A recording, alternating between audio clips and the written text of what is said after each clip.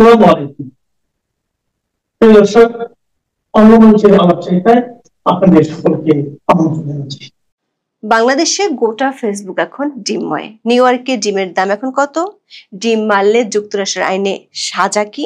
কিভাবে কাপড় থেকে ডিমের দাগ তুলবেন? এমন নানান বর্ণিল খবর দিচ্ছে সংবাদ মাধ্যম। তবে বাংলাদেশি টাকায় 50 টাকা দামের ডিম ছোড়ার কাহিনী নিউ ইয়র্কে বলেই হয়তো তা নিয়ে কোনো মাথা ব্যথা নেই বাংলাদেশ পুলিশের। বরং তাদের মাথা থেকে শুরু করে সারা শরীরের ব্যথা এখন কার্যক্রম নিষিদ্ধ থাকা আওয়ামী লীগের মিছিল আর দলটির তৎপরতা।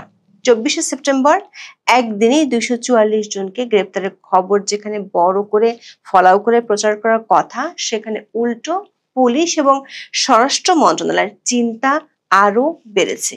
খোদ পুলিশের কর্তা ব্যক্তিরাই সংবাদ সম্মেলনে বলছেন আওয়ামী লীগের এত বিশাল সমর্থক গোষ্ঠী আছে যে দলটির মিছিল ও তৎপরতা পুরোপুরি সিলগালা করা দুঃসাধ্য। আবার পুলিশের বস স্বরাষ্ট্র উপদেষ্টা প্রকাশ্যে বলেছেন আওয়ামী লীগ ও সহযোগী সংগঠনের নেতা কর্মীরা যাতে সহজে জামিন না পান সে ব্যাপারে চেষ্টা করা হচ্ছে।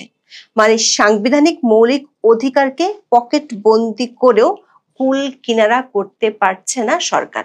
প্রশ্ন হলো, পুলিশ ও স্বরাষ্ট্র মন্ত্রণালয় এবং সরকার এমন দিশেহারা ভাব কেন?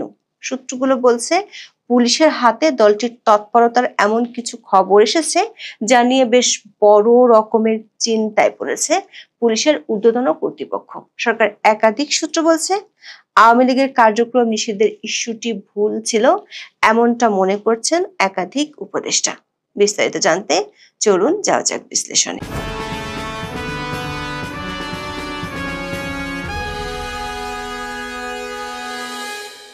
23শে সেপ্টেম্বর ঢাকা মহানগর পুলিশের কাছে খবর আসে পরদিন মানে 24শে সেপ্টেম্বর দুপুর 1টা থেকে বিকেল 5টার মধ্যে আওয়ামী লীগ ও অঙ্গ সংগঠনের নেতাকর্মীরা রাজধানীতে বড় ধরনের শোডাউন করবে। রাজধানীর আগারগাঁও থেকে মিছিল শুরু হয়ে ধানমন্ডির 32 নম্বরে শেষ হবে, এমন খবর জানতে পারে পুলিশ। পুলিশ সূত্রে জানা গেছে আওয়ামী লীগের হোয়াটসঅ্যাপ গ্রুপের একটি মেসেজ তাদের হাতে আসে। সেই মেসেজের প্রতিটি সাবেক এমপিকে নিজ নিজ এলাকা থেকে 300 থেকে 500 জন কর্মী ঢাকায় পাঠাতে বলা হয়। পরিকল্পনা ছিল আগারগাঁও থেকে শাহবাগ পর্যন্ত 8টি স্পট থেকে মিছিল বের হবে এবং সেটি শেষ হবে ধানমন্ডি 32 নম্বরে গিয়ে। এমন খবর পেয়ে স্পটগুলোতে আগে থেকেই অবস্থান নেয় পুলিশ ও গোয়েন্দারা। পুলিশের ঊর্ধ্বতন কর্তৃপক্ষ সাহায্য চায় স্থানীয় বিএনপি, যুবদল ও ছাত্রদলের।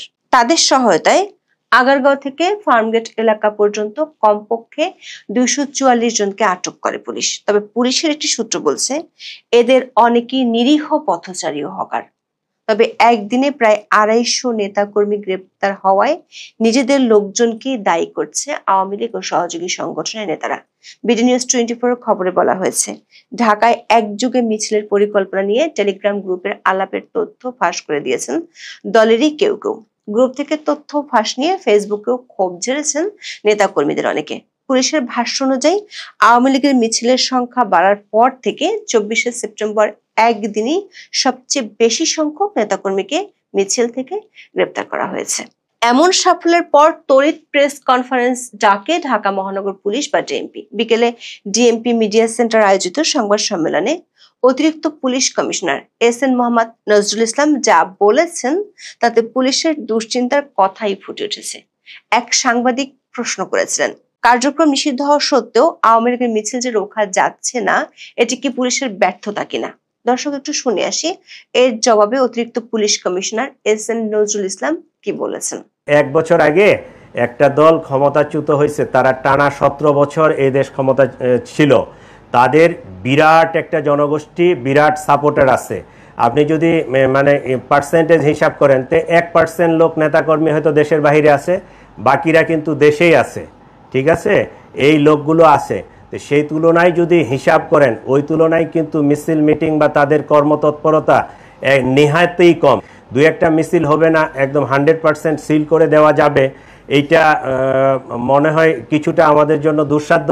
দর্শক, অধ্যাপক ইউনূস ও তার মিত্রদের এমনকি বিরোধী রাজনৈতিক দলগুলোর মুখেও গত 1 বছর ধরে শুনে আসছি আওয়ামী লীগের কোনো জনসমর্থন নেই, তারা দাবি করেন গত 16 বছরের দুঃশাসনের কারণে মানুষ আওয়ামী লীগকে ঘৃণাই করে, অথচ সরকারের পুলিশ বাহিনীর ঊর্ধ্বতন কর্মকর্তা সজ্ঞানে বলছেন আওয়ামী লীগের একটি বিরাট জনগোষ্ঠী ও সাপোর্টার আছে, যার মাত্র 1% দেশের বাইরে। দলটির সমর্থন এত যে তিনি বলেছেন এদের মিছিল বন্ধ করা বা তাকে সিলগালা করে লাল কাপড় দিয়ে বস্তাবন্দি করে ফেলা পুলিশের পক্ষে দুঃসাধ্য। বোঝাই যাচ্ছে সাম্প্রতিককালে ঢাকায় একের পর এক আওয়ামী লীগের মিছিলে ঘুম নষ্ট হয়েছে বাংলাদেশের অন্তর্বর্তী সরকারের আর পুলিশের। 6 দিন আগে জার্মান ভিত্তিক সংবাদ মাধ্যম ডয়েচে ভেলের শিরোনাম ছিল অন্তর্বর্তী সরকার উদ্বেগ বাড়াচ্ছে আওয়ামী লীগ। অথচ গত 12ই মে প্রচন্ড সমালোচনা থাকা সত্ত্বেও শুধুমাত্র মিত্রদের খুশি করতে নির্বাহী আদেশে সরকার আওয়ামী লীগের কার্যক্রম নিষিদ্ধ করেছিল। এমনকি আইনে দলের কার্যক্রম নিষিদ্ধের বিধান না থাকলেও সে বিধানও যুক্ত করেছিল। এর আগে থেকে অপারেশন ডেভিল হান্ট থেকে শুরু করে নানা নামে অভিযানে দলটির বহু নেতাকর্মীকে গ্রেপ্তার করে আইন শৃঙ্খলা বাহিনী। সরকার একাধিক সূত্র বলছে সরকারের ধারণা ছিল এত কিছু করার মধ্য দিয়ে দলটির নেতাকর্মী ও সমর্থকরা দমে যাবে, কিন্তু ফল হয়েছে ঠিক উল্টো। বরং সরকারের শাস্তির হুঙ্কার এড়িয়ে দ্বিগুণ উৎসাহে ঝটিকা মিছিল করে চলেছে আওয়ামী লীগ ও ছাত্রলীগের কর্মীরা। দেশের বাইরে ছড়িয়ে পড়েছে একই ধরনের প্রবণতা। নিউ ইয়র্কে জিম বৃষ্টির আগে দুবাইয়ে বাংলাদেশ শ্রীলঙ্কা ক্রিকেট ম্যাচ দেখতে গিয়ে প্রবাসী বাংলাদেশিরা স্টেডিয়ামে বঙ্গবন্ধু শেখ মুজিবুর রহমান ও শেখ হাসিনার নামে স্লোগান দিয়ে মিছিল করেন। আর দেশে মিছিলের সংখ্যা যেমন বেড়েছে তেমনি পুলিশের গ্রেপ্তারের সংখ্যাও বাড়ছে। পুলিশের সূত্র মতে শুধু ঢাকায় গত 21 দিনে 92টি মিছিল হয়েছে আর সারা দেশে 200-র বেশি মিছিল হয়েছে। ডিএমপি বলছে 24শে সেপ্টেম্বর একদিনই 244 জন ধরেছে তারা, আর কয়েক সপ্তাহে 500-র বেশি নেতাকর্মীকে গ্রেপ্তার করেছে। ঢাকার বাইরে খুলনা, কুমিল্লা সহ বেশ কয়েকটি জেলায় বড় মিছিল হয়েছে, সেখান থেকেও গ্রেপ্তার করা হয়েছে। 21শে সেপ্টেম্বর কুমিল্লায় 20 জনকে গ্রেপ্তার করা হয়, কিন্তু তাতেও সরকারের চিন্তা থেমে নেই। 21শে সেপ্টেম্বর স্বরাষ্ট্র মন্ত্রণালয় আইন শৃঙ্খলা সংক্রান্ত উপদেষ্টা পরিষদ কমিটির সভায় বিষয়টি নিয়ে পুলিশ পরিষ্কার জবাব দিয়েছে। পুলিশ বলেছে শুধু মিছিল নয়, আওয়ামী লীগের প্রতি মানুষের সমর্থনও বাড়ছে। দলটি মিছিল বের করলে ফুটপাতে দাঁড়িয়ে থাকা মানুষ হাততালি দিয়ে সাধুবাদ জানাতে দেখা যাচ্ছে। এক পুলিশ সদস্য ওই মিটিং এ বলেছেন বহু নতুন পুরাতন দলের চেয়ে আওয়ামী লীগের মিছিলে লোক বেশি হচ্ছে। অনেকে মনে করেন সরকার ও সরকারি মব বাহিনীর সন্ত্রাসের পাশাপাশি দেশ পরিচালনায় সরকারের ব্যর্থতা এর জন্য দায়ী। আওয়ামী লীগের তৎপরতা ঠেকাতে পুলিশকে কিছু ভিন্ন উদ্যোগ নিতেও দেখা গেছে, কিন্তু তাতে কাজ হচ্ছে না। আওয়ামী লীগের নেতাকর্মীদের বাসা ভাড়া না দিতে চট্টগ্রামে পুলিশ মাইকিং করেছিল, সেটি করেও আরো বেশি সমালোচনার জন্ম দেয়।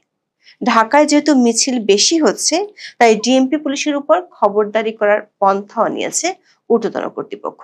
গত সপ্তাহে ডিএমপির 50টি থানার ভারপ্রাপ্ত কর্মকর্তাদের উদ্দেশ্যে বক্তব্য দেন কমিশনার শেখ মোহাম্মদ সাজ্জাদ আলী।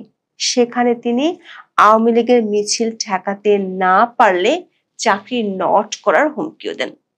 তিনি যেদিন এই নির্দেশনা দেন সেদিনই রাজধানীর শেরেবাংলা নগর, তেজগাঁও এবং হাজারীবাগ থানা এলাকায় আওয়ামী লীগের একাধিক ঝটিকা মিছিলের ঘটনা ঘটে। এরপর শেরেবাংলা নগর থানা ও মোহাম্মদপুর থানার একজন সহকারী পুলিশ কমিশনার সহ একাধিক কর্মকর্তাকে প্রত্যাহার করা হয়। বাংলা ট্রিবিউনের খবরে বলা হয়েছে এমন সিদ্ধান্তে উল্টো মাঠ পর্যায়ের পুলিশ সদস্যদের মাঝে ক্ষোভ ও হতাশা দেখা দিয়েছে। পুলিশের ঊর্ধ্বতন কর্তা ব্যক্তিরা যেখানে প্রকাশ্যে বলছেন আওয়ামী লীগের মিছিল রোখা সম্ভব নয়, সেখানে ঝটিকা মিছিলের জন্য মাঠ পর্যায়ের পুলিশকে শাস্তি দেওয়ার অর্থ হলো সরকার কাউকে খুশি করার জন্য কিছু স্ট্যান্ডবাজি করতে চায়। পুলিশের চেয়ে আওয়ামী লীগকে নিয়ে বেশি চিন্তা পুলিশের বস স্বরাষ্ট্র উপদেষ্টা জাহাঙ্গীর আলম চৌধুরীর। গত 21শে সেপ্টেম্বর স্বরাষ্ট্র মন্ত্রণালয়ের বৈঠকে একটি পরিসংখ্যান তুলে ধরা হয়। বলা হয় গত বছর 5ই আগস্টের পর রাজধানীতে যত আওয়ামী লীগ নেতাকর্মী গ্রেপ্তার হয়েছেন তাদের মধ্যে 41% জামিন পেয়েছেন। ঢাকার বাইরে এই সংখ্যা 61%। স্বরাষ্ট্র উপদেষ্টার ধারণা এই জামিন যারা পাচ্ছেন তারা আবার মিছিল করছেন, তাই তিনি জামিন দেয়াই বন্ধ করে দিতে চান। সেটি ওই মিটিং এ জানানোর পর 24শে সেপ্টেম্বর চট্টগ্রামে প্রকাশ্যে তা ঘোষণা করেছেন।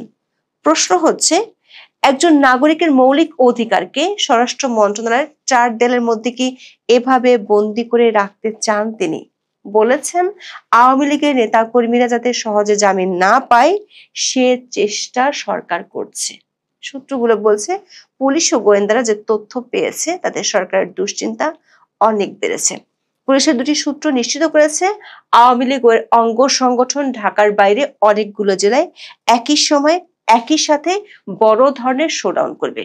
ঢাকায় যেভাবে মিছিল ঠেকানো যাচ্ছে সেটি জেলা পর্যায়ে সম্ভব নয়। এর মধ্যে চট্টগ্রাম ও খুলনার পুলিশ একই ধরনের বার্তা দিয়েছে, যদিও দলটির পক্ষ থেকে নাশকতার আশঙ্কা করছে না পুলিশ। সেটি প্রেস ব্রিফিং এ অতিরিক্ত police commissioner S N. Mohammad Nazrul Islam বলেছেন। কিন্তু ঢাকার বাইরে একসাথে বড় ধরনের শোডাউন হলে সেটি ভিন্ন বার্তা দিবে। বিশেষ করে দক্ষিণাঞ্চলে এ ধরনের শোডাউন ঠেকানোর মতো সক্ষমতা এই মুহূর্তে পুলিশের নেই। আর নাশকতা না করলে সেনাবাহিনী কোনো ধরনের অ্যাকশনে যাবে না। এমন পরিস্থিতিতে নিউ ইয়র্কে বসে ঘুম হারাম হয়ে যাচ্ছে সরকারের কোর কমিটির। এতটাই বিচলিত যে কোনো উপদেষ্টা আওয়ামী লীগকে নিষিদ্ধ করার বিষয়টি যে ভুল ছিল সেটিও কোর কমিটির বৈঠকে বলেছেন। উপদেষ্টা পরিষদের একজন সিনিয়র সদস্য গত বছর আগস্টে 2 উপদেষ্টা আওয়ামী লীগকে নিষিদ্ধ না করার জন্য যা বলেছিলেন সেটি স্মরণ করেন। তার মধ্যে একজন ছিলেন আইন উপদেষ্টা আসিফ নজরুল। দেখে আসি তিনি কি বলেছিলেন। ব্যক্তিগতভাবে আমি মনে করি কোন রাজনৈতিক দলকে নিষিদ্ধ করার পক্ষে আমি না, আনলেস আপনার যদি একটু সুশক্তভাবে জঙ্গি তৎপরতা, রাষ্ট্রবিরোধী তৎপরতা, কোট আন কোট যে বিভিন্ন পলিটিক্যাল পার্টি রেটরিক হিসাবে ইউজ করে সেটা না, সত্যিকার অর্থে সেরকম থাকলে তাও প্রচন্ড সততার সাথে তদন্ত করে দেখে হয়তো এটা করা যেতে পারে। জেনারেল রুল হিসাবে আমাদের সংবিধানে সংগঠন করার স্বাধীনতা আছে।